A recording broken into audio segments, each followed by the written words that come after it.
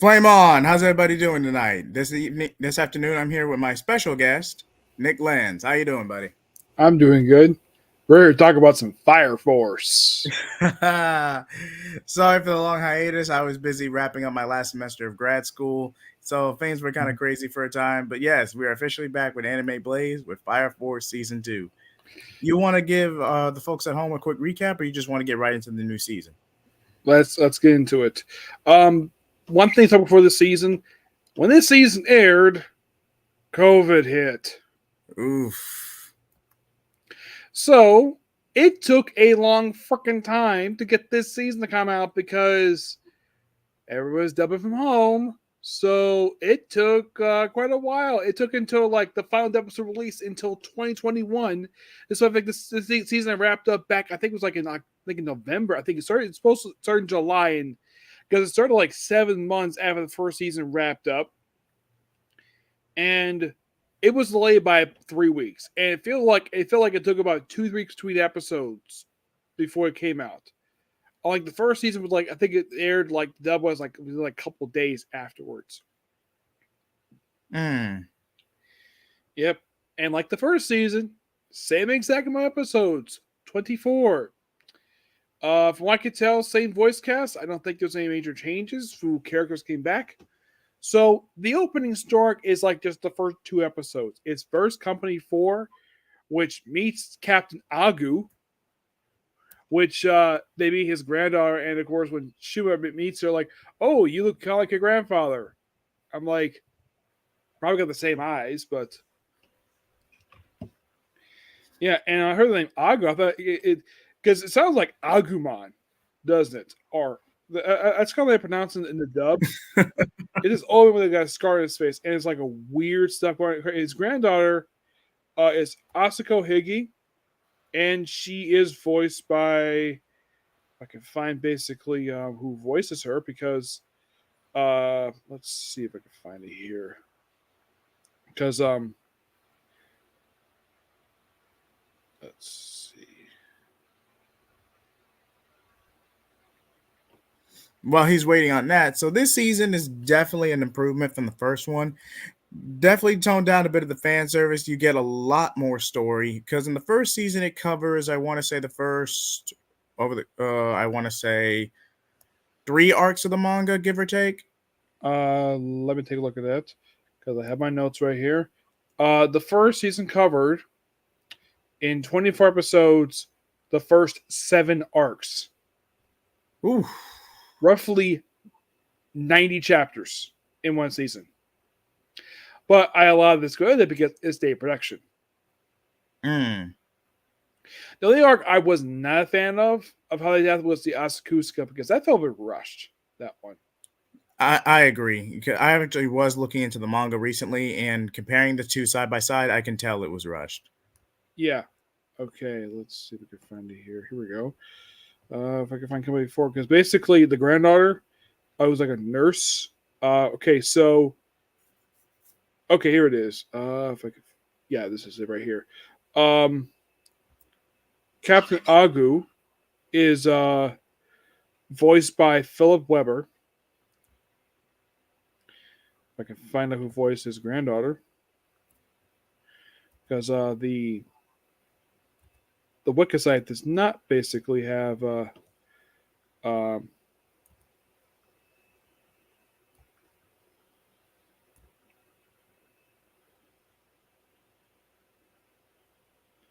because Wikipedia page I can't exactly find her. Let's see if I can find it here for English dub.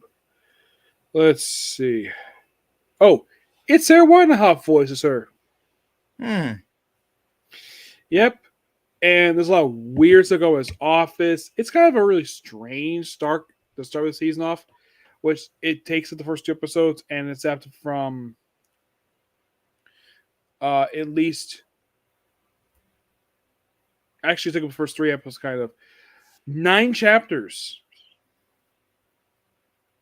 Yeah, they covered 9 chapters in like 2 or 3 episodes. But that's kind of what we started with that one. But the second arc we have of the season is the 5th Pillar arc. This covers 12 chapters of the manga. It's about three or four episodes. This one is a very pivotal arc because we're introduced to the Fifth Pillar, a character who, when she's first introduced, and Shira wants to help her, but after basically stuff involving the White Holy Knights, the evil organization of the series, she turns them into join Fire Force. Because the way she sees it is that it was like keeping the balance of power. Because I believe Shira is supposed to be the fourth pillar, and Shira's brother is the third pillar. If she's the fifth, I think the second pillar was like somebody else in the series. And her whole thing is that she basically can predict fires. That's her big thing comes with her arc. And oh boy, she plays a role in the finale. That she does, but we'll try not to spoil that this early. Yeah. But it's a really interesting arc. I'm gonna show up basically a picture of her. She is the second pillar is the one with the crown. If you can see here in the picture, I may have to share with you. It's the girl with the pink hair. That's the fifth pillar. Her name is if I can find it here, Inca. That's it, Inca. They say she's like a fourth generation fire user, and she gets a bodyguard who, when she joins the White Hoods, like she just annoys him. That she does. Yeah, it's like it's her introduction. Like, okay, we have fifth pillar introduced. Okay, there are 8 pillars overall. The first pillar, they kind of hint at in the next arc of she's not basically one of her characters. They feel this in the very next arc, the Chinese Peninsula arc, where they go to remains of China, and that's where Juggernaut basically comes in because he is from the Chinese Peninsula, voiced by the awesome Chris George. And I asked him about this on Twitch when this came up. Was he happy for Juggernaut more screen time season 2? He's like, yes, he was very happy to see that. The fact that because he loves his character. You can tell just by his performance, he loves voicing Juggernaut. And the only reason why he's so big, because he wears like 6 freaking coats. Because you basically, you blow off arm. Nope, take out the coat. And the fact that he's got a crush on the one who's got the Lucky Cat one. Like, I think it was Shira had promised him to get him like in the book, in the manga. He said get her contact information. In the dub, she says, I promised him I'd get her phone number. I'm like, dude, like, the thing is, she's got a thing for Shira, but nope, she isn't in with him. Don't worry about that. And then when they meet his parents, is like, oh, I was hoping to bring home a Tokyo bride. That's basically what his mom says when she meets him with him. Like, yeah, and then look at his plant that's there. It's like when someone planted the guy in Tokyo. And apparently, there's a fire user that powers the damn thing. And this is revealed that apparently that the image will receive the first pillar, who looks exactly like Iris. That's not a spoiler. That actually is something that's mentioned in the series. And they'll explain later in the series of why the heck that is. It's revealed that she powers the main power plant in Tokyo. I'm like, really? It's like they go into it, but they don't really explore very much. Like I like how all the Fire Force like generators are basically explained in this arc. But it's like the whole thing that started the series, the Cataclysm. They don't really go into what caused it per se. It's mentioned the whole series. Like it's mentioned later on what the heck it actually is. It's just something. The fact that we have a lot more water and a lot of land was destroyed during this cataclysm. But that's mostly what that arc is. Next comes First Holy Temple. This is a arc that's about a few chapters. the whole thing of this one explored Joker's backstory. And oh boy, the fact that because he dared stand up to the individual because he was rebellious. So basically, he's told to strip and be spanked with a paddle. A lot. At one point, I think he's done, and of course, the guy tells him, raise your hips, we're not done yet. And spanks him some more off screen. I'm like, why the heck do we have this in this anime? Seriously. He looks like a teenager and be spanked with a freaking paddle. And he's called 52. That's his called original, and then he changed his name Joker. And so the whole thing is like, oh, we had to go to the Holy Temple to find these secret documents related to the Cataclysm and all this other stuff. Then you find some stuff, but they give him some information by the guy who was in charge of Company 1, who's his Arc 2. And they question Joker, why are you so insisting on with this guy? Because I hate him. Probably because he was younger. Yeah, this is one of the darker aspects of the season. As it goes on, you realize that this is, I'm not going to say it's as dark as Soul Eater, because if you actually read the Soul Eater manga, it is very dark. The anime kind of tones it down before it goes completely off the rails. Yeah, but they don't finish that in the manga that way. Yeah, I think they went with an anime. I wish they did, but nope. Yeah. Yeah, like, anime. Go ahead. What they did was like contradicting the manga. It was so stupid. I don't know if it was a behind the scenes thing or changing story direction. It could have been a number of things. Usually in situations like this. My biggest thing, and will tell you, bring in Christopher Sabat, amazing voice actor. He voices Wizard. We hype him up. And what we do with him? Have him lock a door. That's it.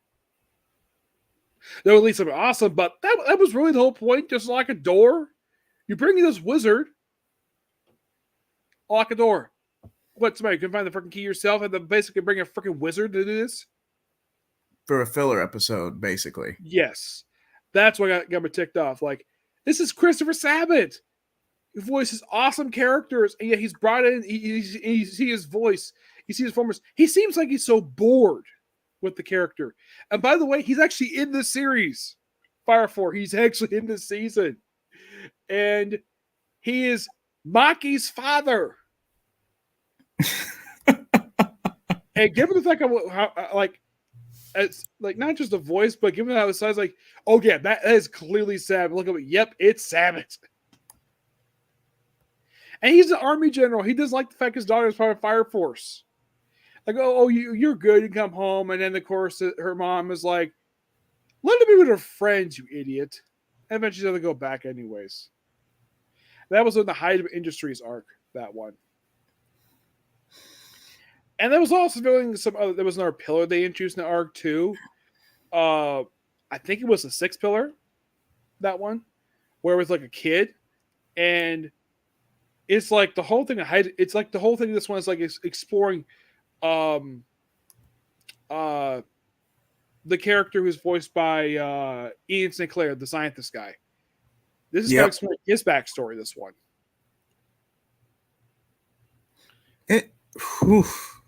The fact he works at Hydro Industries, the fact he's a spy for them, and the fact that Fire Force knew about all along. That was a great. Was he like that terrible keeping a secret like that? I think he was. Like there was a running gag, like he really couldn't keep his mouth shut. There were a lot of gags like that in this season. Granted, I remember his character's voiced by Ian Sinclair, but I don't remember the name of the character. Do you? It completely slips my mind right now. It's not Vulcan. That's the redhead guy. Yeah, it's not Vulcan. It's not Vulcan. But that's basically, and of course the white hooded guys, and apparently the abuser who's like blowing the kid over his powers, and yet for some reason, like instead of like going with Fire Force, get some training with them, nope, he proceeds to stay with his abuser. Yep.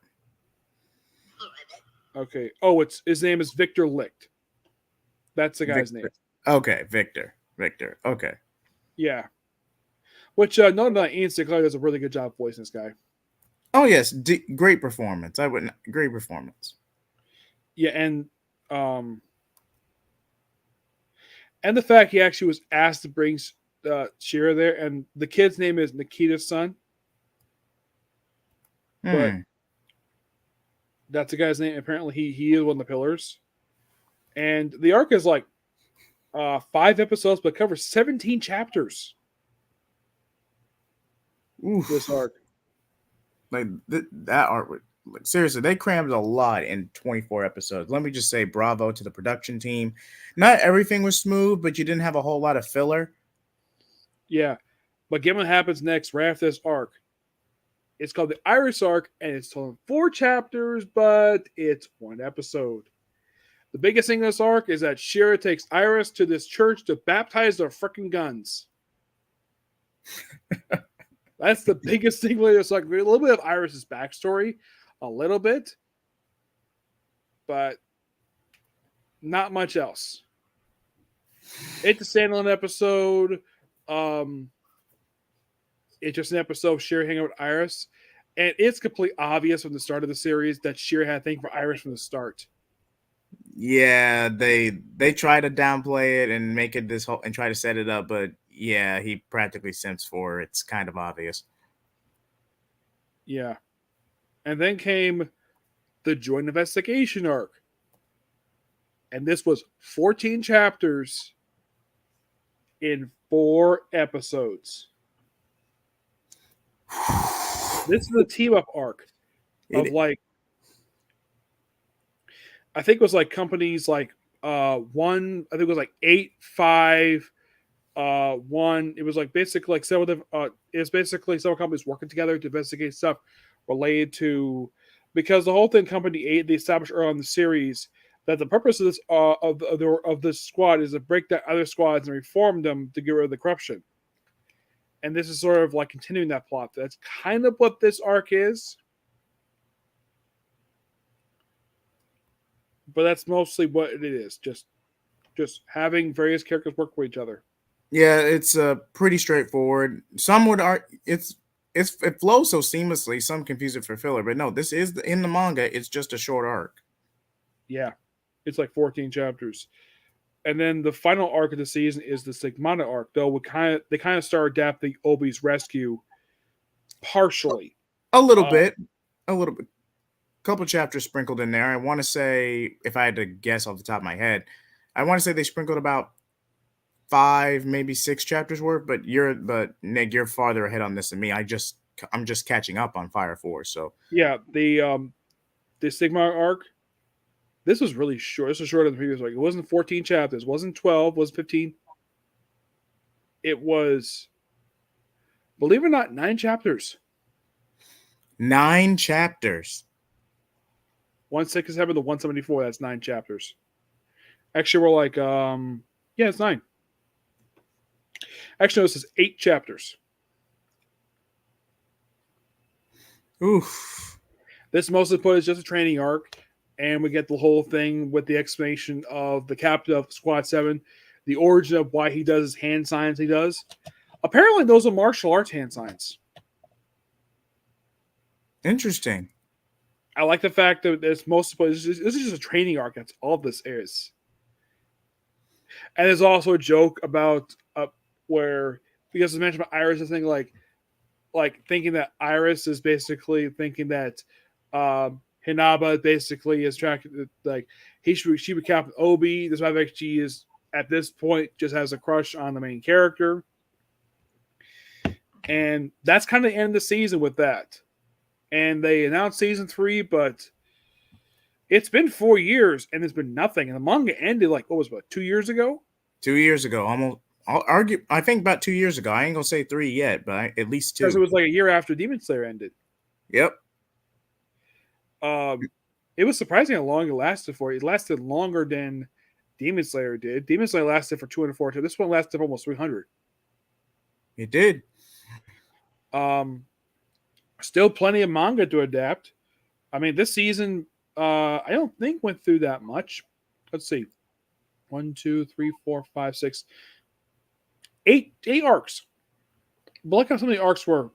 I didn't feel this season was rushed per se, like some stuff we have first season, but It felt more. The pacing was a lot better this season. Oh, the pacing was a major improvement. I'm a casual, and I can see that. Mhm. Yeah, and if any of you are curious, like how many more arcs have to be adapted for the series, there is exactly about I think there's about 9 left.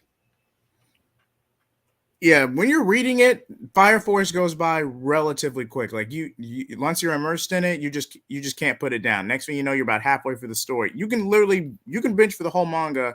I want to say over the course of a 3-day weekend. Yes, and some of the arcs come right after this like manga wraps up. The arcs are not very long. Obi's Rescue, that is like about 23 chapters. Then after Returns to Raffles, that's only like 4 chapters. Arthur's Adventure, which is 4 chapters. Uh, Stone Pillars, 14. Asuka Showdown. This is 10 chapters. Kosubi History, 4 chapters. Final Pillar, 6 chapters. Battle of Asamorsha, 11 chapters. The final arc is the longest of the whole series at 54 chapters. And I'm pretty sure that arc was if you go by the order, I want to say that arc was, I'm not gonna say it was halfway through, but close to it. I think But it's not so. by the time you get to that arc. I'm not gonna say it's the exact halfway point, but definitely towards the latter half. One of the weirdest things when I know it's kind of spoilers toward the end of the arc, there's a weird portion of the final arc where Arthur has to go back to his house with the vice captain to play NES. I Like, remember that. really? The world's ending. You want to play a video game? Hey, people cope in different ways. Yeah. So they had to rush back. Oh, we had the kids in my house. Play a video game that surprisingly still works. And that's not the only time we see a video game in the series, because Vic uses a Game Boy Color. Game Boy Color, I haven't seen those in years. Like, You know that big bulky thing he had. He was playing one of the episodes. I remember. That was a Game Boy Color. Man, I haven't seen a Game Boy Color in a minute. I ain't gonna That was lie, an man. older Game Boy Color from the 80s. Actually, it was I like know. early 90s. I remember having one as I was a kid. And I used to spend my money buying games like that. And eventually I got a console, bought console games. Now I don't really buying video games much more because I don't play much video games. Like, I think the last game I bought was maybe like, I think it was Spider-Man, I think it was maybe. But it's been a while since I bought a video game myself. Mostly I bought video games now for my nephews. Well, that's kind of the season in a nutshell. Of course, they announced the third season a while ago, but nothing. I don't know what David Productions is waiting for now.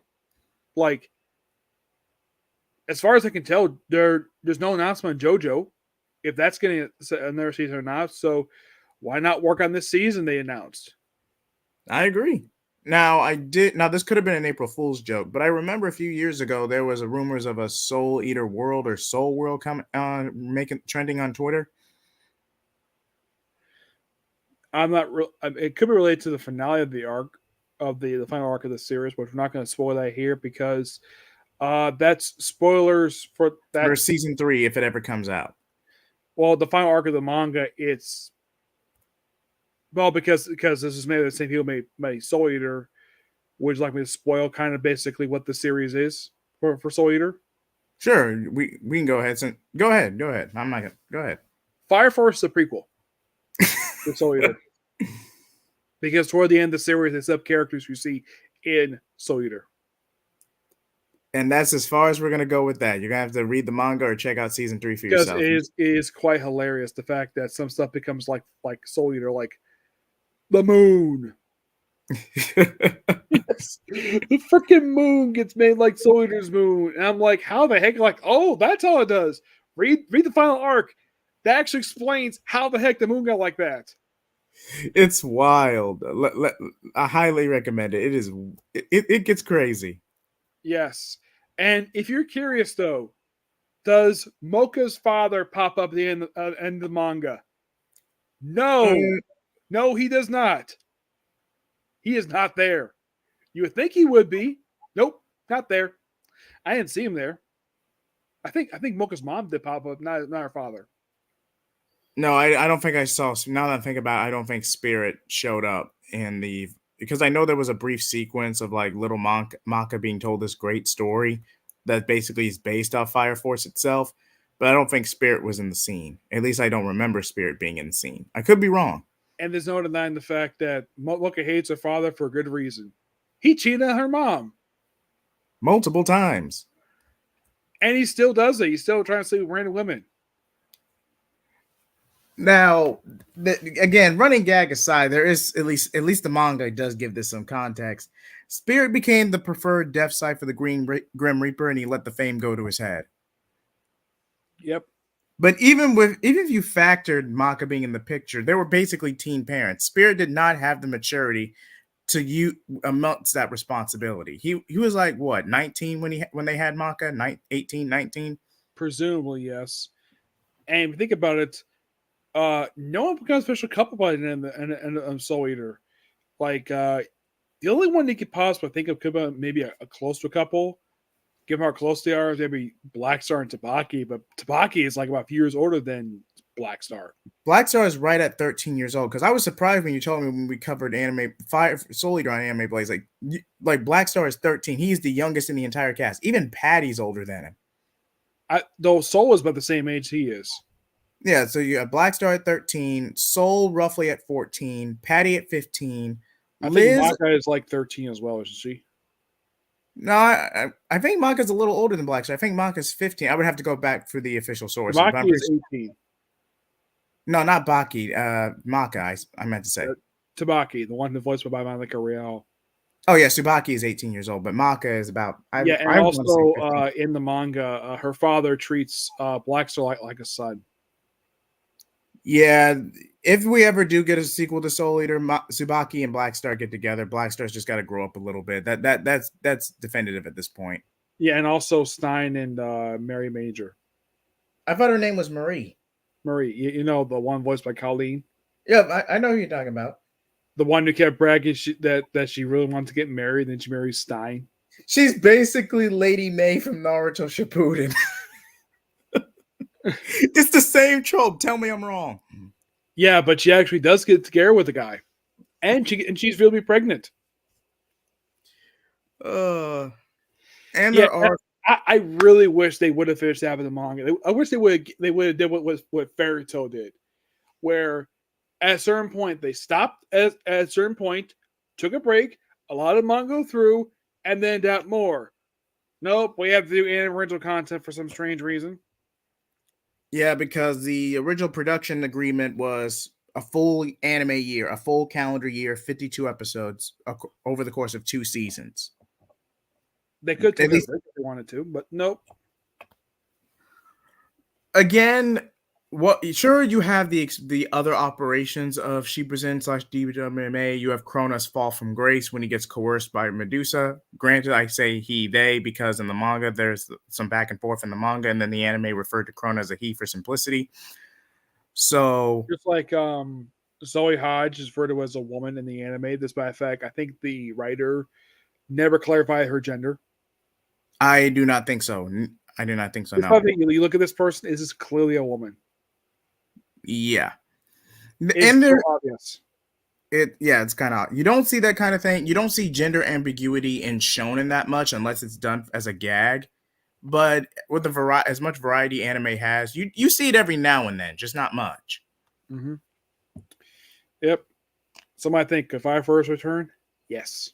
Oh yes, it's season 3 was delayed, but it's definitely coming back at some point because you got 9 arcs, and at the rate this is going, you could easily finish this in a season.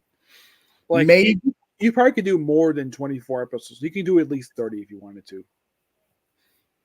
Depends on budget and production schedules. But while we're here, I did see not so much fire again, that Soul World idea. Soul Eater didn't get a whole lot of put. Now I know it's the same. It's by the same mangaka, so I think we can get away with talking about both. I think the writer revealed that after Fire Force was finished that the writer retired.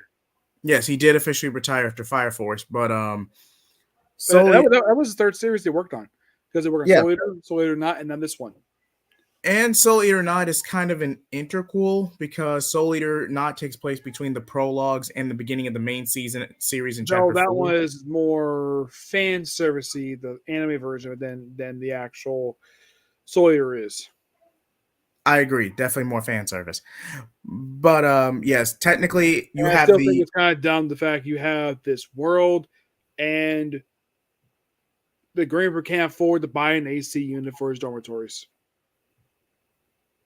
I mean, cause what could you really do with that kind of story? Like, let's be honest, it takes place between after the individual prologues between Maka, Blackstar, and Kid, and the beginning of chapter 4 with the Sid fight. It's like a 1 year gap between the prologue and the main series. The most you'll be able to do is Krona and Ragnarok when they go on their first rampage and reach demon swordsman status. That's about the most you'll be able to do with that 1.5 year gap. Yeah. But I'm like, I still get thinking like, you have some technology in the series. They have, well, they don't have necessarily phones per se, but there is some technology.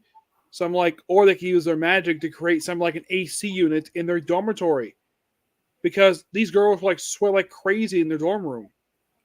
Yeah, and I'm good thing I'm a small channel because otherwise I would get desensitized.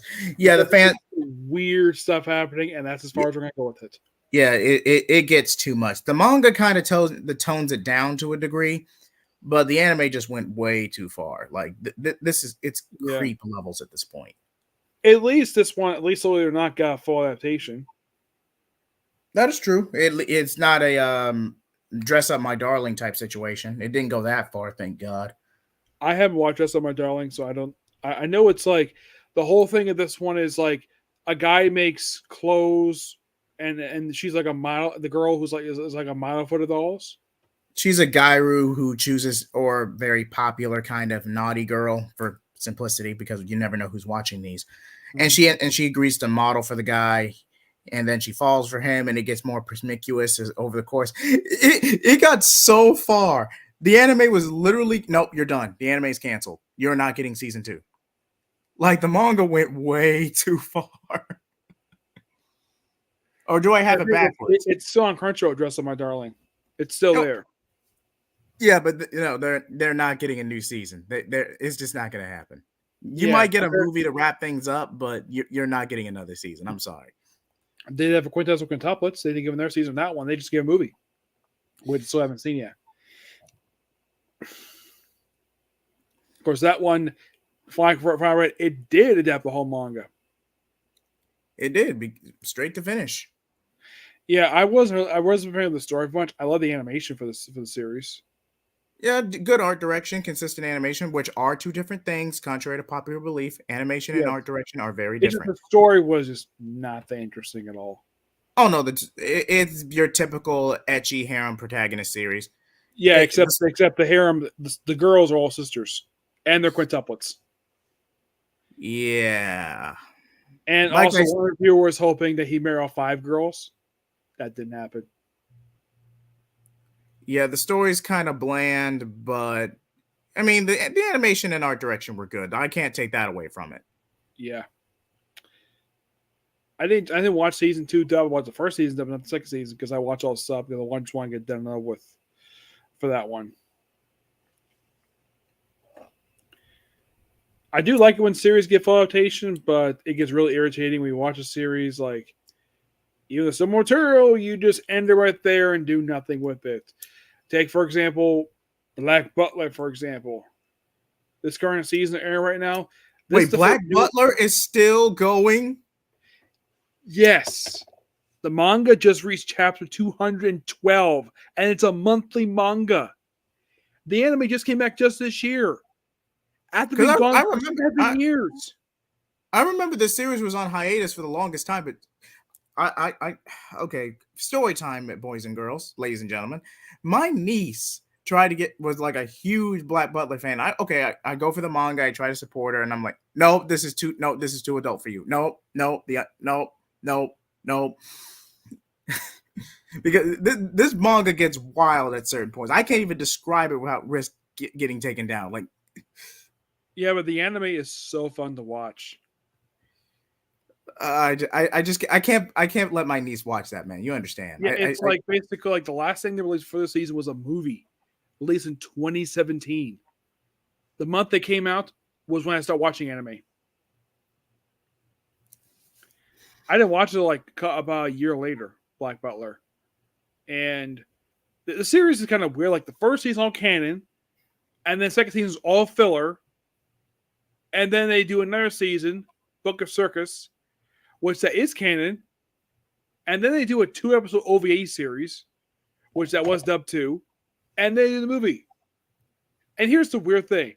Crunchyroll up until recently only had the movie. They did not have the previous stuff at all. And then just prior to the dub coming out, or season release on Crunchyroll, because Funimation got shut down just 2 months ago. That is true. And I was wondering, like, are they going to put the series on there? And they did. And currently, there is 190 anime that are considered homeless because they have no streaming service host them anymore. And there could be a variety of reasons for that. It could be licensing disputes. It could be IP management. It could be a number of things. Though they decided not to put on there the 4th season of Izuru Girls Dungeon. They only had just seasons 2 and 3 on there. They did not have the first season of the show. They don't have the dub on it. They just have sub. The season's still there. Just the sub is there. But if you want to watch the dub or want to watch the season as a whole, watch on High Dive. That's where it is right now.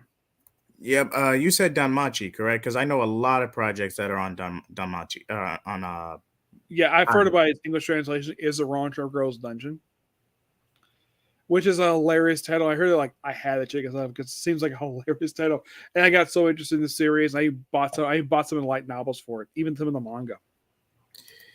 That one can get a little fan servicey too, but the story makes up for it.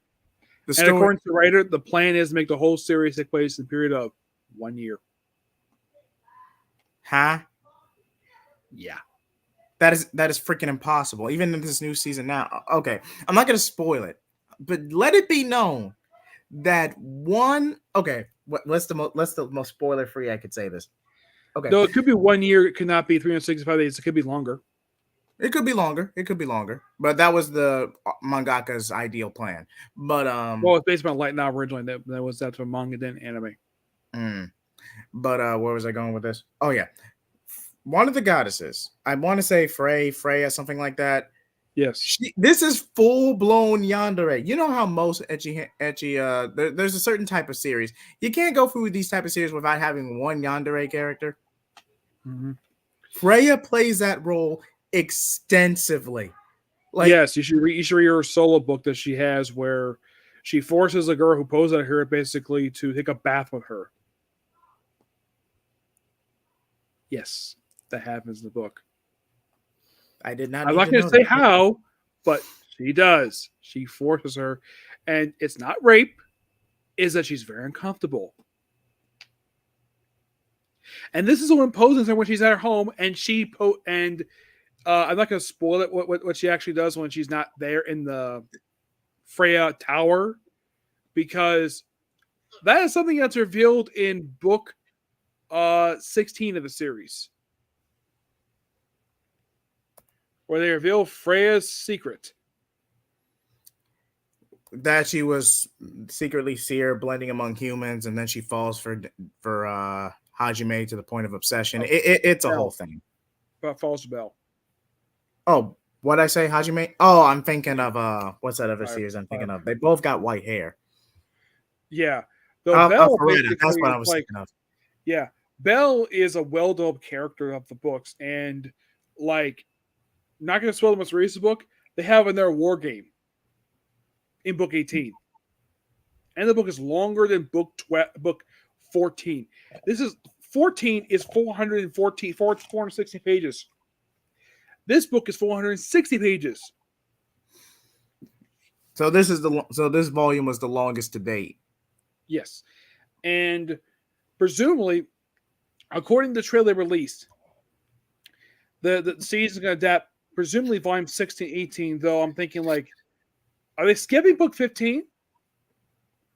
I want to say so, unless book 15 got adapted into an OVA. It wasn't. It has not been adapted. And here's the thing. The season's coming out in 4 months. Oh, so it'll be it's going to be in the fall anime season. I thought it was going to be delayed till winter. It's coming out in the fall. It's like one of several series coming out in October that they announced. Oh, next month, Fairy Tale Centric Quest that comes out next month. That comes out next month. Okay, so we got a pretty decent summer anime season, and then Danmachi is going to kick off the fall. Okay, so pretty good Yeah, and anime content. currently, in case you're all curious, I am because March Madrigal just wrapped yesterday. I am watching. Let's see, 2, 6, 9, 10. I'm currently reviewing 12 anime right now, along with my bench watching one.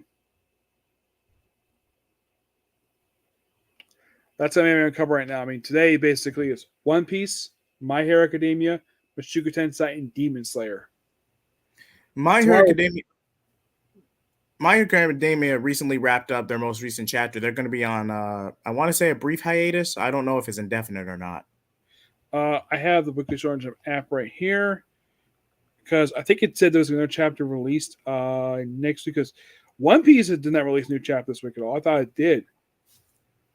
No, they took a week off. I remember the announcement. One Piece was going to take, I want to say, a week off. At least that's what I saw, but it could be longer. Yeah, I heard it's gonna be 1 week. Though, for tomorrow, basically, it's just all 3 Basement light novels.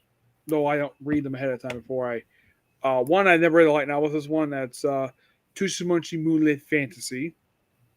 There's also Remonster and Chilling in Our World with Level 2 Cheap Powers. Interesting, but ladies and gentlemen, if there's any new or more recent anime you want us to cover for Anime Blaze, please let us know in the comments. I believe the next one we are planning covering is JoJo Bizarre Adventures. Yes, that one is already in the works. We are starting with season 1, and we're going to go all the way to the most current one. Now, I wanted to ask. I know I'm putting you on the spot, Nick. Do you want to count season 5 because technically that one is non-canon? 5. You mean Or am I- Ocean? Or you mean Not- Ocean? Or which season 5? For JoJo Bizarre Adventure. Season 1 is Bam Balance Tenacity. 2 is Star Wars Crusaders. 3 is Diamonds Unbreakable. 4 is Go to Win. 5 is Stone Ocean. And that is canon. Okay, I was told it was non-canon, but thank you for clearing that up for me, Nick. But yes, because, we will. My think it's not canon because it was net. It did air on TV afterwards. Mm. And it is manga. It is canon because it's based on actual manga. This was not made up by Netflix or Dave Production. It is adapted from actual manga. This is part 6. That's what Stone Ocean is.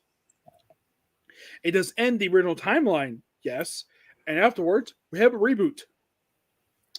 But JoJo's going to be very interesting to talk about because, yes, it's been the same studio who made this awesome series we just finished talking about, Dave Production. As a matter of fact, this show got the run map, and interesting enough, this year marks 12 years since first season came out. 12 years. Now, this is an older series dating back as like the North Star. This is at least the original manga syndication is older, but they late 80s. Thank you, Nick. And they did have an anime adaptation before, and I want to say in the late 90s, but it was so bad it pretty much derailed the IP for 15 years. Yeah, they adapted Star Wars Crusaders, and I've seen it. It's okay. The biggest problem why people don't like it very much is because one of the episodes, when aired over in Egypt, it got banned because somehow they considered Dio Brando reading this book written in Arabic. They thought that was the Quran. That's why it got banned over there. And according to the animators, it was not meant to be the Quran. It was a random book in Arabic. And somehow that was going to be the Quran, which made no freaking sense. And this was not the only time they did this where we consider it be bad. We'll talk more about that. We'll talk about JoJo because part 1 was actually adapted twice, believe it or not. Indeed, it was. Yeah, a movie that was never had physical release after it was released in theaters because we'll talk more about that when we get to that. And by the way, the first season is only I think it's 24 episodes the first season. 24, and this is with Joseph, if I remember correctly. Jonathan and Joseph, because that's 2 parts. Okay, Jonathan Joseph. Okay. Jonathan and Joseph is part 1 and 2. Then season 2 is Jotaro. Season 3 is season 4 is Josuke. I feel like I'm forgetting one. 5 is Jojana. Jojana, thank you. Thank you. And Sonoshi is Jolene. Okay. But again, and every one of these characters are related to, with the exception of Giordano, kind of. They're kind of the descendant of the previous characters because they could do time skips in the series. Like some of them basically 50 years, some do like 11. But we'll talk more about that when we get to this part because it's called Bizarre Adventure for a reason because the series is bizarre. And we do mean bizarre. Yes. And also, the voice cast is going to be very interesting to talk about because people you're very familiar with. Oh, this is going to be fun. But before we move to final thoughts, I wanted your quick opinion on the Absolute Power event, if you've actually seen any promotional material for that. For DC. Yes. Yeah, right now I think that one of the miniseries, I think it's Dream Team, is like a countdown to Absolute Power. And it's definitely a crossover that I'm going to be reading, but not a big hype for it. Blood at least is interesting. I see where you're coming from. As for me, it's just I want to give it a chance, but with so much convoluted and I've been burned too many times to just go. And have you seen the list of tie-ins this event has? At least it didn't have any. It is insane. Now, Night Terrors had like 40 freaking tie-ins. This is like, I want to say, this is the level of like Secret Invasion. It is that insane. Except it involves fucking vampires. And people turn vampires like Doctor Strange and Miles Morales. Miles gets turned a vampire. It is one of the most strangest stories I have ever seen. Like this also, I gotta praise Marvel for this. This is the first crossover involving company-wide that involves vampires. The last time I ever did this was in 2011 with Curtis the Mutants. Of course, that was related to the X-Men, not the whole Marvel Universe. That was mostly like the X-Men versus Dracula's son, Janus. Fucking Dracula. But at least DC's in a slightly better position right now than they are with Marvel because Marvel has officially wrapped up the Krakoa era, and we're in a new relaunch of X-Men titles. Which I'm kind of glad this is over because there's aspects of the Krakoa I did like having these books feature all these many X-Men characters. That was a good idea. I like the Hickman stuff that he did in the main book. The Gary Duggan stuff, up and down throughout the whole run. Some of the stuff felt a bit of a miss. I would say probably the best books to compare is Wolverine. I would say Sword is pretty good. X-Men Red. X-Force actually was really good too. New Mutants surprisingly got good. It didn't get good until after, in my opinion. Because the weird thing when that book started, it was like between Hickman and I think it was Ben Percy. Actually, it was Ed Bronson. Then became Vic Alia, who basically moved the book away from Krakoa stuff. It still had involved some of Krakoa, but it had nothing much to do with it at all.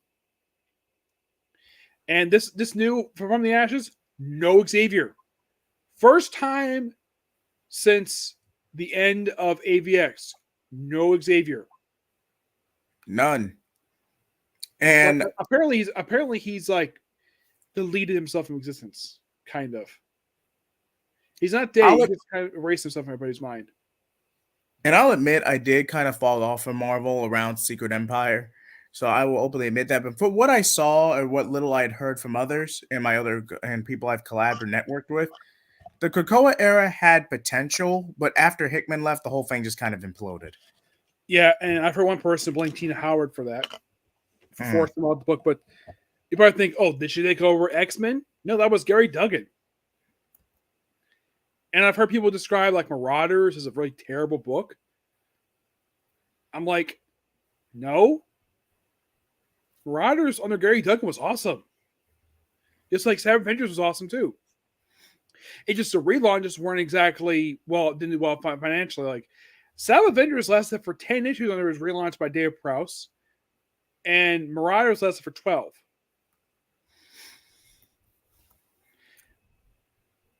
And there are situations where the run is decent, but they're not recognized or highlighted because they weren't profitable or they didn't meet certain editorial expectation. DC's I would say one of the weaker books is probably Excalibur. Yeah, I'll give you that. The entire thing fell off, especially after Mara being turned into a robot, which is stupid. Wasn't Mara always kind of an anti-hero, kind of back and forth between ally and villain, depending on who was writing her? In this era, yes, but not originally. Okay, because I do remember Mara McTaggart from the X-Men '96 series. When she first showed up, she was actually a much more decent person. Now she's evil.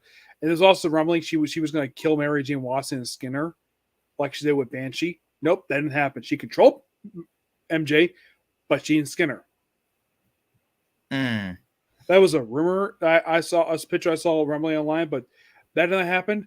And for some reason, she wanted to control Mary Jane Watson. I'm like, why? What the heck does more Attack to do with Mary Jane Watson? This made no freaking sense in the story.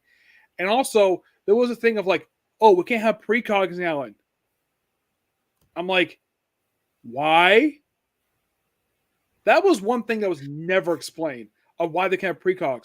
And then like Mystique, like, oh, she wants her wife back, Destiny, and eventually she kind of forces her resurrection because they kept saying no for no reason, and then they brought her back. And then they had that wedding special where they got renewed. They kind of renewed their vows, kind of. But at least it's kind of a wedding. And one thing at least I appreciate in the story, they did not mention the awful X and Blue one shot for Nightcrawler. Oh, that was so disgusting.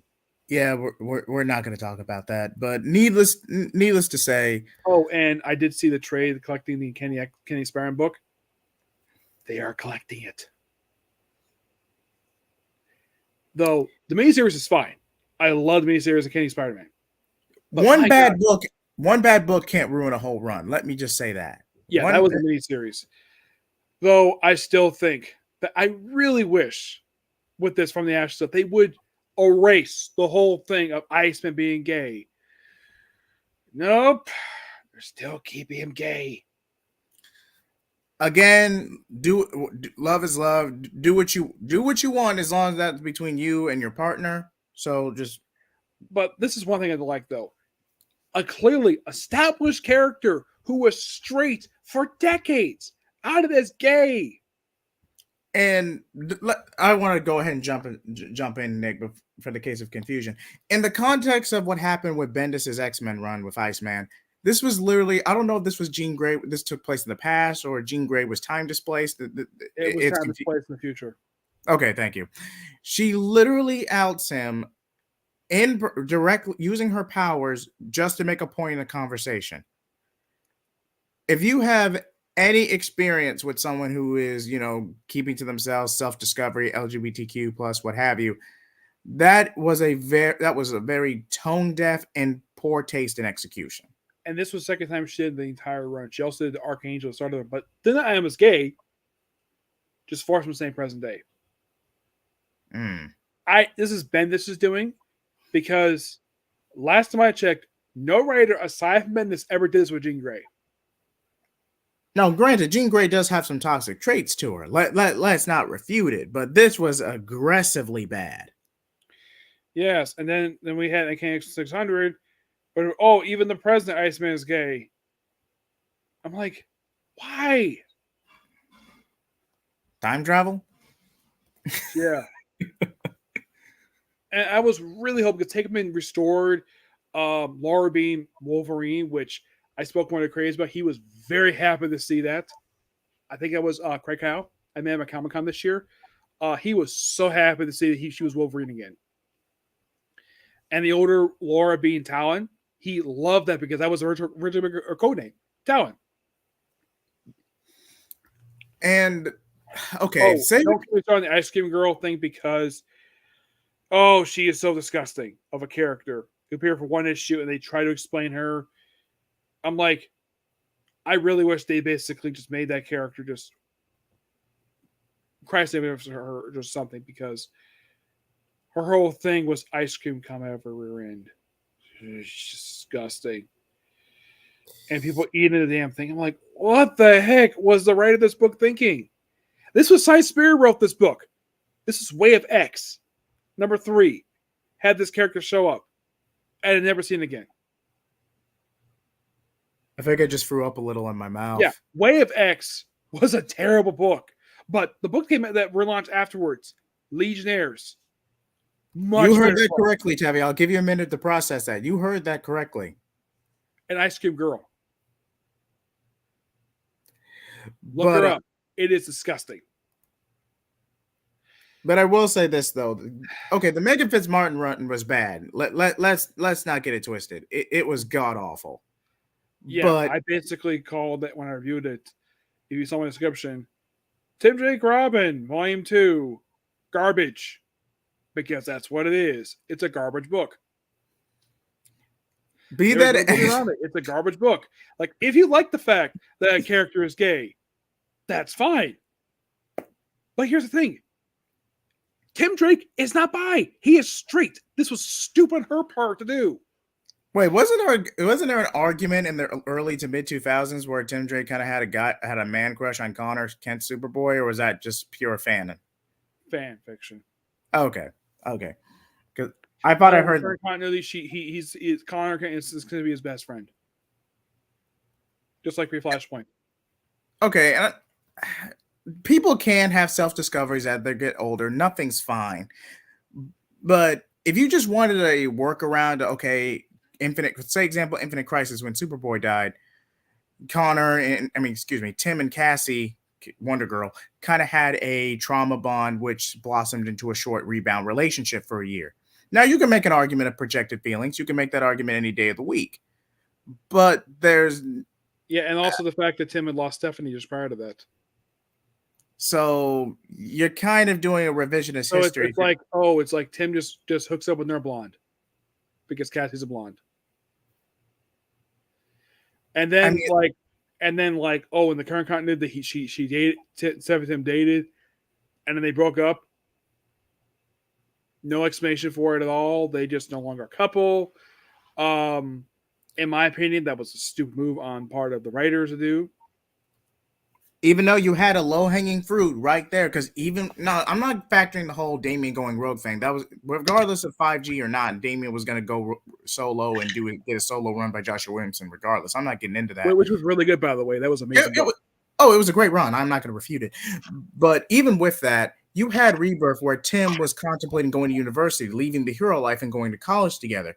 You had the acceptance letter. You had all the Oz effect, all of it. All you needed, even if it's just from a conflict standpoint, okay, Damian's pulling another stunt. He's pretty much run off pulling a tantrum. Selena and Bruce didn't work out. Alfred's gone. Bruce needs a Robin to stay grounded, and that's why I'm doing this. That's why I'm just not going to go through with going to college. They should have done. If you've ever read the Robin backup stories, which are collected in Chucky Presents Robin Volume 1, where you had Dick at when he was Robin, still be Robin when he's in college. I mean, you can make it work. This is basically where he is, and there's nothing wrong with that. Instead of doing this garbage book. Don't get me wrong. You could have made it work. Tim and Stephanie go to college, but Tim still, riding off to Gotham to help with patrol or helping Oracle cross-reference intel. You could have made it work. But no, you have to go with this garbage book. And I don't know. Having the artistic choices of Bradley Ruspo. Oh, let's have characters bend over for no reason, like walking down the steps of a boat. The art direction was atrocious, and the fact that all the characters except for Batman were drawing a freaking woman. Why? Because DC Editorial was never going to let them draw Batman like that. I'm sorry, that just wasn't going to happen. Yeah, Batman at least was drawn fine because Riley said he drew Batman 4 in the awesome Shadow Batman book. Now, the Tavia, to your point, Bendis' Young Justice run or Wonder Comics relied too much on nostalgia. I'm not going to say it was. Thank you, Nick. I'm not going to say it was bad outright, just rely too much on nostalgia. The only crime in that run was the Drake stealth suit being doo-doo brown. I would say that was a crime. That's probably the only bad thing I would objectively say about that. But and you also said, God, I wish I was on the stream because I have a lot to say about it. Okay, I got a few more minutes, so I'm gonna send you the link, Tevia, and you're on. Just try to keep the ranting to a minimum, and I think we'll be good. You should receive the link right now. But yeah, like I said, the stealth suit was kind of bad. I mean, decent layout, the design, the concept art was decent, but again, it's just Tim, you're better than this. And this actually brings me to the God, I can't believe I'm actually referencing this. The Dark Crisis Young Justice tie-in where Tim openly acknowledges that he does not beef with Damian over losing the Robin mantle. To where there's a huge chunk of the fandom that still holds on to that belief, or at the very least that the two are largely beefing over sharing the Robin code name, or Damian snubbed Tim, even though it was Grayson's choice and it was for Damian's overall development. But that's neither here or there. What's up, Xavier? Hey, G. Yep. And welcome to the show. You said you had something to say about the Megan Fitzmartin run? Yeah, I have a lot to say about the Megan one because that book was so bad. Because you got me, Kenny. So basically, this a whole piece of. Yeah, I'm not trying to just keep language to a minimum, Tevye. I appreciate the energy. But that book made no sense because you telling me that Tim jumped Stephanie Brown because Bernard. Oh, Bernard, I love you. What? That makes no sense. That's crap. And it's so bad. Breathe, buddy. Tevye, are you a dark room? Stupid. And the main villain of that book, I forget the main villain. I don't remember. But it's just so stupid. Like, who was the main villain in the Robin book? I don't remember. Was it Firefly? No, it was an original villain, if I remember correctly. It was the fact that okay, so Tim is living on Marina. Like, okay, so apparently Megan Fitzmartin does not know the fact that they think this marina is owned by run by a landlord, like it's an apartment building. I'm like, that's not how marinas work. That's not how that works. No, it's run by a harbor master, not a landlord. Good Lord. Yeah, that's so stupid. A building, not a boatyard. What? I thought I imagined that because when I read that in the book, like, no. Why do you have to know about a boat again? Like, yeah, and also, here's the thing. I have been on a boat that has stairs. You don't bend your back like that when you do it. You just bend your head, but then your whole freaking back. That was ridiculous. No, it's easy to lose your balance down there because you are literally on the water. Yeah, you can die. Yes. I'm like, no sense. Could have just it is no denying. I think someone DC must have realized, oh crap, we're basically having Ryan Russo drawing the worst comic of his career. I think I yanked him from the book, not just because of low sales, but I think DC were worried this might cancel his career with this book. Oh no, this was pure damage control. Yeah, by issue 5, he was gone. This was like for 10 issues. Yeah, last 10 issues, but he didn't do the last 4. That was somebody else. No, they are slightly improved under only one issue had good artwork. Issue 7. And that was a filler issue with Bernard reuniting with his parents after he came out. Which I hate Bernard. He said terrible character. Why is he here? It's like, don't. He's a callback to Chuck Dixon's run. Who created this character originally? Chuck Dixon. It was no. Peter David? No. Oh, then I'm the creator of Fables created him. Oh yeah, him. You got me, Nate. You got me. Yeah, I know. He actually had a run on Robin. And oh boy, it's like some of the artwork I saw for that run, it was one of the worst art, like post Chuck Dixon.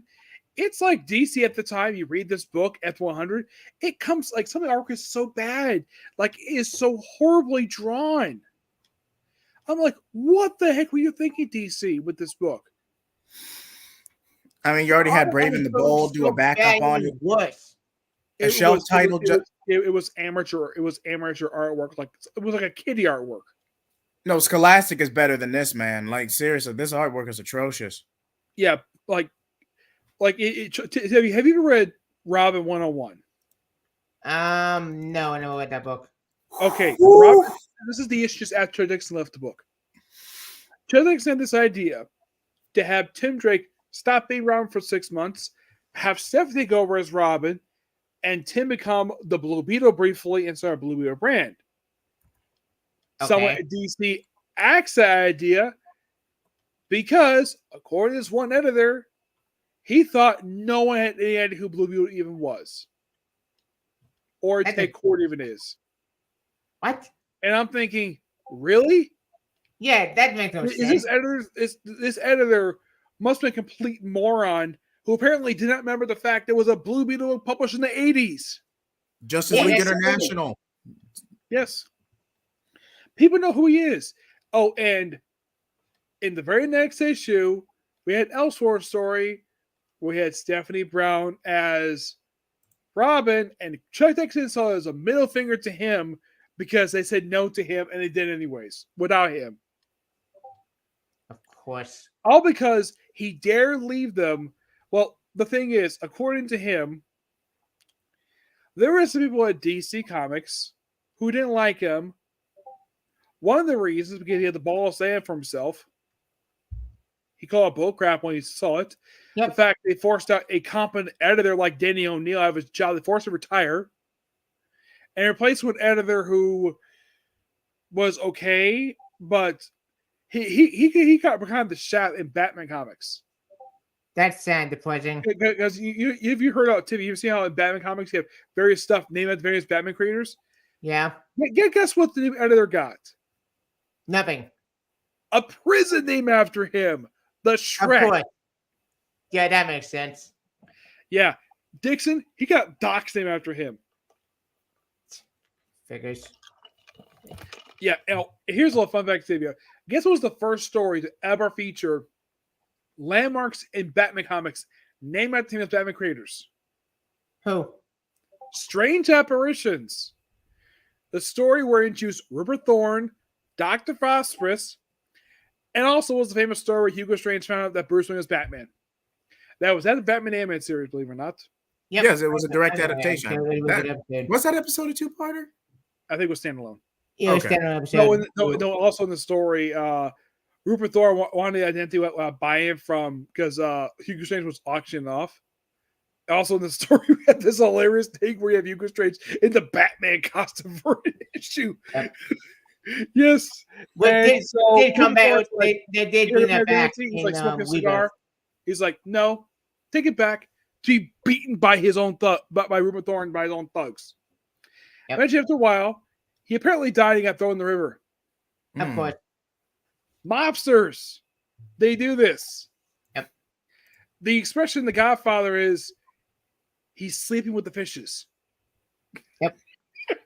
Yes, By the because way, they actually had it in one scene in the movie where after they killed the evil hitman, which I heard in the book, he was actually pure evil because he threw a baby in an incinerator. Jesus, Yes. it does. Seriously. That was in the book. That was not in the movie. That was in the book. Yeah. So there was a bulletproof vest arriving for Sonny. I think it was Sonny. It was Mario's oldest son's character. Yes. So he's like, "What's this? What's the fish?" Oh, Luca Bracci is sleeping with the fishes because into the bulletproof vest is fish.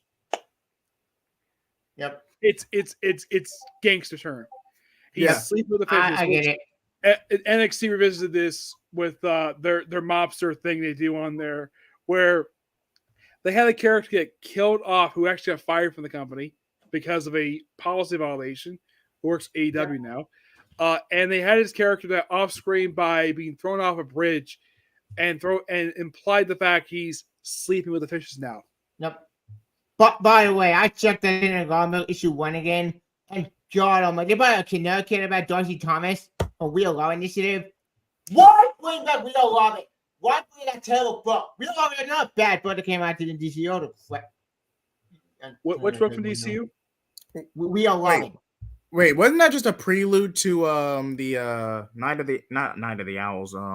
Robin War. Robin War. Thank you. Yeah, yes. That was Yeah, that book was This written and book drawn by referenced Lee that book. Camero. The I love main the art book. for that book. The artwork was amazing. There's no denying Lee Majero that gets out with the artwork for the book. He's a pretty decent writer, but it's like you read this book like, okay, what is the purpose of this book? Is just to set up Robin War as a standalone. It does not hold up well. Yeah, and get this, right at the Robin War, they fight a gang of Jokers. Which went nowhere. Which here's some my weird coincidence. In the final arc for Batman Incorporated by Ed Bronson. Oh, don't get me started on that. Dude, I'm offending you. Like real love.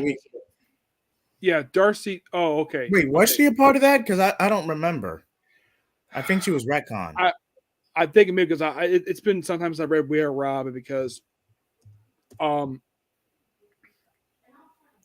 yeah, I don't think she was a part of that. I don't know. Basically, you read this book like here's something about this book. So the organization is run by Alfred. Wait, what? Why? Yeah, and they find a talent toward the end of the first story arc. Well, that was stupid. That went nowhere. And here's the thing. Here's the premise they messed up with the Marvel did. They come from DC. So a Robin causes an insect at a convenience store that incites a politician controlled by the Court of Owls to pass a law to ban Robins. And Duke Thomas got arrested for wearing red shoes because he thought he was a Robin. Like he was not wearing his jacket because he dare wear red shoes. And I'm like, is the writers basically? By the way, the book of time I think was written by Tom King, Tim Seeley, I think Lee Jones writing it too. Like, I'm not sure who is it. Was this like was this racial profiling? Yeah, it was so stupid. In 2014. Yeah. But by the way, I found it. Dolly was clear on May 5th and the first appear in Future State Law Eternal issue 1. Okay, so it was retcon. So it was a retcon. She didn't play a major role in the new computer story. The whole thing with the Joker thing that was at all. No. Yeah. No. The Jokers, I think, were just like labor jam having an Batman Beyond because it was a gang of Jokers in the show. Yeah, just a nice reference. But and then passing a law ban Robins. Now, Tivy, this is not very familiar to you over at Minor Store over at Marvel. Oh Outlaw. Yeah, the Outlaw. Yeah, it's like because you know how basically DC is being accused of copying Marvel. This is Marvel copying DC in this instance. Deathstroke and Deadpool. I mean, the big two rip each other off all the time. But Outlaw was a terrible event that made no sense. It's like you guys. But here's kind of the weird thing about that story, like the main portion was in Champions. But that's about it. Ms. Marvel did nothing. Ms. did nothing. There was a miniseries Power Pack, and that went nowhere. That went for the Outlaw stuff. I mean, that was. And here's the weird thing: somehow that the oldest of the kids was not 21. No, yeah, it could be. Shouldn't it be? Yeah, that made no sense. And they had this made-up mentor for them. I'm like, Power Pack are established superheroes. Yeah, they don't need a mentor. That's stupid.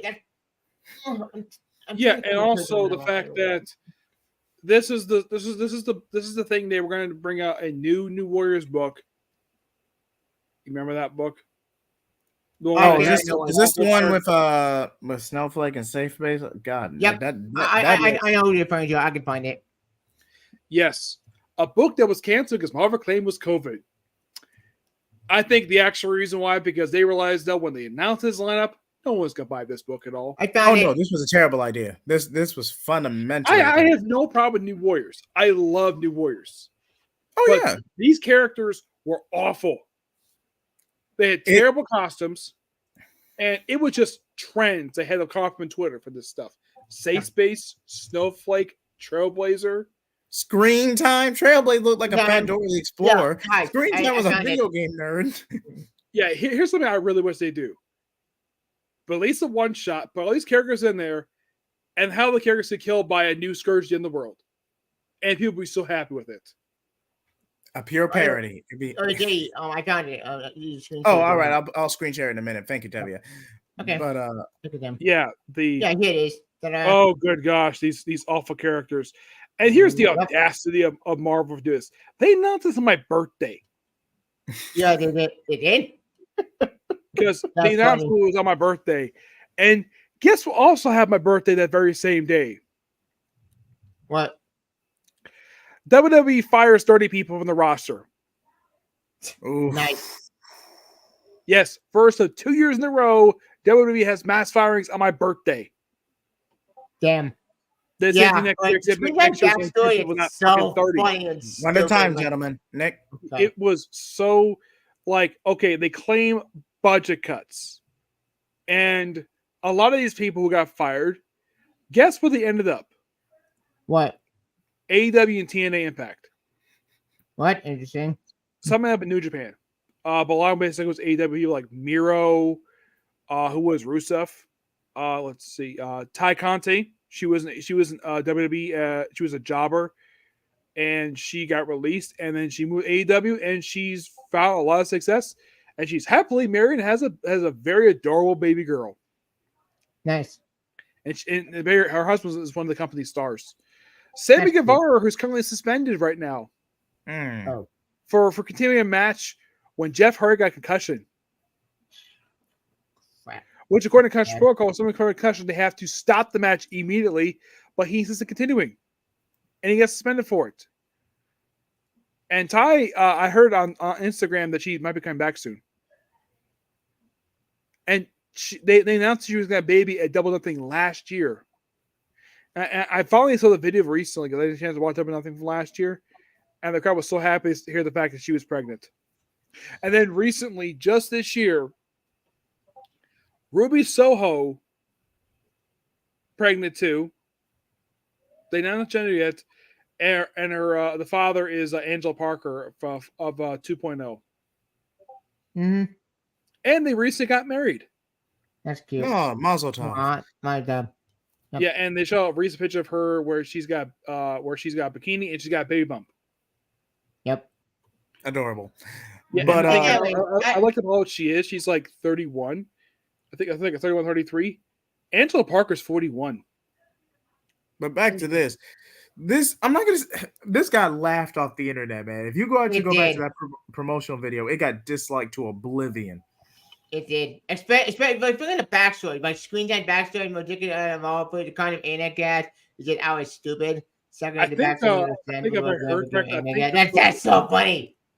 I think the book was going to be written by Eve Ewing, wasn't it? Was it I think no, I don't so. think it was E viewing. No, you did not like this. No, this is another writer. Eve Ewing did Champions. He did Champions, but he wasn't working on New Warriors. I believe this was going to be by what was his name? Let's see if I can find it. Yeah, Oh, that's the original- that's the Daniel original- Kibblesmith. I think the video's been deleted. You can't watch it. Yeah, let's turn the audio off. Yeah, Mute the audio just in case. yeah. Oh, it did. Are you buffering right now, or is it just not letting you play it? Maybe it's buffering. Maybe. Yeah, I'm hoping Marvel has never released this book at all. Like, I don't mind a New Warriors book. That's not the issue. Okay, Yeah, New it's Warriors. buffering. Yeah. Yeah, he was gonna like it. Okay, I think I'm familiar with him, but I'm glad that this book didn't come out. Oh no. Yeah, Because- this was bad. Like, New Warriors, love New Warriors, but these characters are so stupid. Yeah, this was not going to take off. This really wasn't. This was gonna fail miserably. Yeah. The one book I really wished Marvel would release, one of those cancel books, I really wish they would release Punch vs. Barracuda, which was written by Ed Bronson, a good writer. I read the concept. It was gonna be the 616 debut of Barracuda, the character from the Marvel Max universe. I'm like, this one's so awesome. Canceled. This is one of the two books that got canceled that was canceled that year, but this is one who did not get released. Everything else got released.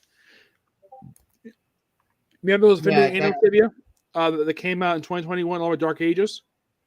Yeah, Supposed to yeah, be yeah. correct, No, I think- I remember that book. Yeah. I think they list as canceled. I think like everything, but this book and Punch Barracuda were delayed to like the following year. Yeah, but this book never came out, period, but which is weird. Yeah, and I think We Marvel. just brought the realized- Outlaw bit, like I said before, and Outlaw not nowhere. Yeah. Yeah, Outlawed, it's like the whole thing of this one is like, okay, so you don't like teenage superheroes. Okay. And And the whole thing was because Miss Marvel get injured and you pass a law in her name without her consent? Law. Yes. Last time I checked, if you can name a law of somebody, you gotta have the consent. Kamala Khan in the book never gave consent about this at all. It wasn't Unless it's a tragedy and you get the family's permission, but that's neither here or there. Yeah. As far as I can tell, in the book, there was no mention of the fact that they got permission from anybody. They just used the name because she got injured in this fight. Again, a super villain. Yes. And and the organization to go after them. Cradle. Yes. Like, why the heck would you name a book called Cradle? It's like, That's a stupid name. and also it's almost like they were treating the teenage superheroes like they were babies. Yeah, it made no sense. And it made it work. And you're not that adult hero. Stand up to the teen hero. Like, what? And here's the thing. In the Miss Marvel book, I think the director was, I think one of the people running it was Dum Dum Dugan. But Why? I don't know why, but she immediately recognized them. And the thing is, he is one person in the Marvel Universe that superheroes have a lot of respect for, because this guy is not only is a soldier, but the guy has balls. Yeah, the guy. He's one of the bravest non-superheroes in the Marvel Universe who's not Nick Fury. Yeah, he's been World War II. He survived for years. Yeah, okay, he was really a robot. Yeah, because as soon as Kamala Khan saw him, she was not going to fight him at all. She didn't surrender to him, but she was not going to fight him because he was actually one person she had a lot of respect for. Like, and in my mind book, there's nothing with that story because, well, wait, when I was in my mind book again, I don't remember what happened. Not much happened with that one. And here's the weird thing: the Miss Marvel got canceled not long after that, and Miles. Yeah, that made me mad because what? You got to kill me. This how the book ends. Now with the bang with the one with the terrible hour stuff. One at a time, gentlemen. Yeah, the Almond run was very strange. The fact that Miles' best friend was barely featured the first 2 years of the book. Oh? Genki. Oh, yeah, his best friend. Barely featured the book. He made like 5 appearances in 2 years. Oh, yeah. I forgot that happened. Yeah, and also they found the version of the Ren. One part of the run was I thought was really cool. Was him fighting basically Ultimate Green Goblin. Yeah. And bringing back Ultimate. That was saying they were trying to open universe, which never went anywhere. I thought that was really cool. I thought it was cool too. I do like that story because we'll find Jen to open. Okay, fine. We'll find the Electron my story back to normal. We're gonna Electron that terrible secret main stuff. I'm gonna be on my way back to the backstory. I was like, sorry, it never happened. We said I thought it was really weird. Like someone to explain it, but the end of the run of 42. Do you think that was really weird of a number to end at 42? That is weird. I get why they did I've it. saw since I think last book I saw a number was Wolverine the X-Men. Yes. Which had potential, but it didn't get renewed for a second season. Granted, the reason why it's 42 is because of the loving to Jackie Robinson. Because Bendis Grand Marvel out of Jackie Robinson stuff. Kind of. Sort of. Yeah. And Cody Ziegler writes now. Actually, it's a pretty decent book on the Cody Ziegler. It's a shame the main ASM book is so bad and not good. That book is hanging like crazy. What do you think of the Carnage Reigns crossover? I didn't read that book. I guess I did. It felt like basically reading. It felt like it was similar to Maximum Carnage, but because one of the detectives in the story mentioned that she was actually just in the Force when Maximum Carnage happened, and she had just joined the Force when that happened because slightly time scale. Oh yeah, I forgot it. Yeah. So in the story, Carnage does similar with Carnage. With you have to read the story itself. It's a crossover between between 5 Spider-Man books like it was. That was Amazing, Spectacular, Funny Neighborhood. I think it was Web as well, and but I'm Funny Neighborhood. Yeah, which that came out quarterly. This book was just a cross between just Miles and Carnage, and that was it. And speaking of Carnage, we have another crossover Carnage come up really soon. Venom War. Whoa. I remember I'm like, Venom War. Okay, interesting. I'm fine with this because these two hate each other. Of course they do a crossover. But Venom War just seems confusing. It's so convoluted. Because it's Marvel's obsession with the symbiotes. That's the reason. Well, not just that, but all the time travel. That Venom book is so confusing that I can't explain what's happening. Because basically that book I think the book is around by almost 40 issues now. It's gone through three different writers. He's doing it. You have Al Ewing, Ram V, and the writer who writes Carnage. She wrote 2. Wait, what? And get this. The writer is Norwegian. Okay, that's cool. Yeah. Also, the weird thing with the Carnage book, it's like one of the issues, I think it was either the previous one or the current book, we had this guy doing a podcast, and he's wearing a suit but no pants. And then he's in the middle of the podcast, and he gets interrupted by his own mom and tell him, do you realize what time it is? Give some pants, get to work. I'm like, he's doing a podcast, and he couldn't allow him to wrap it up and just interrupt him. What was that? What? I don't get the joke. Yeah, it was weird. He's wearing like his suit, but no pants. Because, he's at home. Even though it's audio based, not now an actual live stream. Yeah, not a live stream. It was a podcast. I'm like, okay, I get the fact you want to get to work. And also, why the heck would you just before you go to work? Wouldn't you do something like this after you come from work? I mean, do I record videos if I go to work? No. Do I wear a suit while I do live stream? No. It's not a good idea to do that at all. Yeah, it gets so hot. When you get out of bed in the morning, you have very little time to do stuff like this. Yeah, it makes no sense. And also, one thing I cannot stand in animation, they do this in comics too. You ever seen it where people sleep in bed and they have it where the sheets barely cover their legs? Yeah. I cannot stand. I can't sleep like that at all. It's so stupid. I don't get it.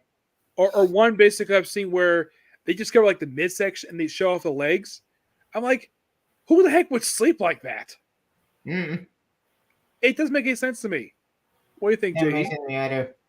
As for me, well, people. Again, I kind of fell off from Marvel a few years ago. I'm not really caught up with them. But if I'm ever fan requested, I will see like what will get me back into Marvel. So far, the end of the Krakoa era is a good start. It's a clean slate. What was the books I suggested to you a while ago? Can you repeat the question? What was the books I suggested to you? Oh, the book you suggested to me. That was I think it was like Doctor Strange, Moon Knight.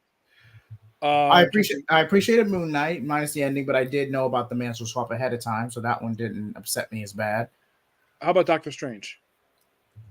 Doctor Strange, I'm intrigued. I want to continue that book. Hopefully, I would recommend like the best prerequisite for this run is the Doctor Strange miniseries, then the Strange book, and then the current Doctor Strange book because WK starts stuff with Doctor Strange. It is all really good. There's one book I highly recommend you get. Yeah, you got the Ultimate Spider-Man. This book is fantastic. Best Marvel book coming out of this period. Forget ASM. ASM can die for I care. Ultimate, it's here to stay. Yeah, I did review. Tiffany, see my review of Gang War. I think I did see that. I didn't get the comment on it yet. But. Yeah, so my opinion of Gang War, it's a decent story, but my gosh, some of the artwork was not that good. Like the fight between Kingpin and Tombstone, that was awful. Like, what the heck are you thinking, Tommy Jr.? Also, to make it worse, Gang War did nothing because all it was, Tombstone won, and that means the Onion killed Spider-Man. You gotta be kidding me. And also the ugly Beetle. Yeah, also the ugly Beetle costume. Yeah, the Beetle costume so bad. Yeah, not gonna lie. Yeah, like why would you replace a good costume? Like the artist who, by the way, she's a creation of Ed Brubaker. Yep. And John it was the second. I think it was the second arc after 600. It was second arc after it was an arc after Two Americas, which will have a Tea Party reference for some reason. The political party Tea Party, not the Boston Tea Party. Yeah. The arc afterwards, Love Feature Bird Zemo. That's where she first showed up, and it was not revealed until Spider-Man that she was Tombstone's daughter. That was Nick Spencer doing. Yeah. I love the suit. And then, like, okay, because, and the way she was written the story, it's like, okay, so someone's occupy the chair. So she just sits down. Yep. And then Black Mario is like, that's how the rules work. I'm like, it's a chair. Yeah, it's stupid. Also, the way much she's doing. Oh, Randy! It's all because of Randy. I love Randy. Like, who cares? I don't It's care about Robin's Randy. son. Oh, there was one good consequence come out of this story. What? Fisk is anti-vigilante act is gone. It's repealed. Oh, eh? But that didn't ban Yeah, a book. here's the thing. Okay, that promotion was a lie. I think, Kingpin was getting involved in the story. He's involved for 2 freaking issues. He's gone. Yeah, he had nothing. Hobgoblin had nothing. 92 did nothing. They're all pointless. And you remember the issue where let's basically have Spider-Man, She-Hulk, Tombstone, where I think it's Cedar Rose, but around the Wilson Fisk, where he's there with his hot wife typhoid Mary and the Hellfire Club guards. I thought it was funny. And then you have Fisk and Spider-Man. I think it's Fisk and She-Hulk. I think it's Fisk and Tombstone talking. And you have typhoid Mary hitting on Spider-Man when her husband's sitting right in front of her. Yeah, What it was the so heck? stupid. I thought it was so funny. And then, of course, basically, like, Spider-Man's telling She-Hulk, is she pointing at me? She's winking at me and she's making kissing noises. And then of course, you have Fister, knock it off. Yep. And I explained that the reason why the Hellfire Club guards are there is because You control the Hellfire Club. Yeah, he's the White King. This is because of Fall of X. That's the only reason why he's there.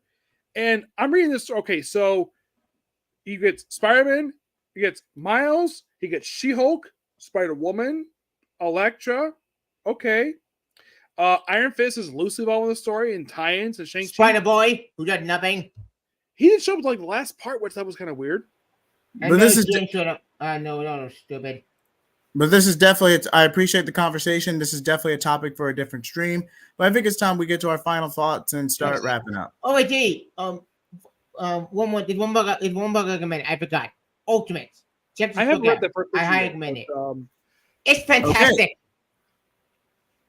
I'll read it soon. Thank you for joining the stream, Silly Girl 99. I'll be sure to check that out. But Nick, any final thoughts before we wrap up? Well, I still got to catch some comics. I have like 1 issue left because I was basically behind in comics for like a month. And I recently, over a couple of days, managed to get done like all the books from DC and almost all the books from Marvel except for the Ultimates book. But there's some good stuff that came out of Marvel in the last month. I mean, the ending of Krakoa. Though I'm hoping that that one day they might feature Salem Center, the Xavier Institute again, but highly doubt it. Did not go back to Salem Center at all. Like, it's like one is in Alaska, one's in New Orleans. Yeah. So I appreciate we're having an X-Force book, which I get why that's saying because that was actually pretty good in Van Persie. But no, I is new extra for, but no, I don't. Which is weird. Like, okay, so the end is run for X-Force. They just ended Wolverine, which was really good by him. But I saw Almond. We'll get back to that. And it's like the only book he's doing now is Ghost Rider. Well, Final Vengeance. But that's the only book he's working on now for Marvel. Weird. I find that weird. He was working on 3 books at once. Wolverine. Now X-Force. he would do the one book. Maybe it's a scheduling thing. Who knows? But I don't know. But his run for Ghost Rider was weird. Like, featuring an FBI agent who's got lots of tattoos and into the cult. Like, I don't. the way she's dressed, I can find her here. Her name is Talia Ward. Okay. Let me find it here. Let's see here. Because she is one character. You look at her like real FBI agent, and her whole thing is like, oh, let's have her basically find Johnny Blaze for reasons. Let's see. I don't get it. Let's see if we can find it here. But while we're waiting on that, there Tevia, it is. anything you want to promote or add to the conversation? Yeah. After promoting that, I just did my own live stream on the Xbox Showcase today. I covered that with my good members, Gillian and Nadie and Pete Shades. But after the conversation, I'm happy with the concussion over with Don Cocoa. I am annoyed that Professor X turned the villain. Like, what? You gotta be kidding me. So Mystique and Dusty, they get away with this stuff. They get away scot-free, but Professor X doesn't? Why? That makes no sense. I just don't get going X-Men anymore. They broke me with X-Men. Yeah. Tevye, It this is is Talia. This is Talia Ward, and this woman's Okay. an FBI agent, and she dresses like this. I Agent don't FBI really see and it. dresses like this. Yeah. Oh, but that's her? yeah, that's you her. say Raven from DC, but not Raven. Yeah, and she's an agent of the FBI. That's an agent for the FBI. I thought agent Yeah. probably it suits. Yeah, Yeah. I have no idea why. And also, she's in a relationship with Johnny Blaze in this book. Since when? When did you know what? Never mind. About halfway through the book, at one point, he loses his bike and he rides in the car, and eventually, like, she buys a new motorcycle. Like, either he lost the motorcycle. It's like kind of weird because he goes to like several different motorcycles over the years. He gets a brand new one. I'm not sure why. I don't get. Also, before that, they had this crossover with Wolverine. The weapon, it was Weapons of Vengeance. And it was like, I'm thinking like, wait a minute. It was Paul fallbacks, but not really fallbacks. Yeah, the whole thing is like, okay, you have now Wolverine's interacted a lot with Danny Ketch over the years. Not much with Johnny. And the whole book is like, first part was, okay, let's explain how these two met and how they two don't like each other. And they have worked together to save Dan Ketch from the new version Weapon X program, run by freaking Beast of all people. What? Ben Percy. Beast went for Weapon X. That doesn't make any sense, character. Yeah, and also Beast. Ben Percy made Beast to a villain. I hate Yeah, that. it was a whole thing. I heard about it, but again, definitely it's follow-up stream in the works. Anything you guys want to promote before we wrap up? Yeah, as for my final thoughts on the X-Men stuff, I'm glad Krakoa started over with Dumb Krakoa. Hopefully we go back to normal. We don't do any more Krakoas ever again. Warrior stuff can go away. We can wreck on Warriors out of existence for all I care. At least from the Right. Ashes looked interesting. From the acid industry, but I'm just burned out with bad X-Men books for the last couple of years. I just need to believe X-Men right now. As for what's on my channel, like I said before, I just did my live stream on X-Men Showcase today before I joined you guys. So I got for this one. But I did my watch on that. I also did my video by Superman episode 4. And you know what? This episode was pretty good. Yeah, this was way better than a live episode with all Metallo stuff. Thank God. Yeah, it's a Roman Center story, but it's actually they actually build on what I actually did a payoff to it. Because that's I did for feature my Superman. For some character with the ring, I think I'm meme right now on Twitter. It's the show the joke the only day, but finally it does have a lot of stuff at that show. But other than that, that's what I was going this week. I'm going to go out this week. I'll probably finish something. But I think that's all I got. Okay. Thank you. Stay tuned for our next episode where we cover JoJo's Bizarre Adventure.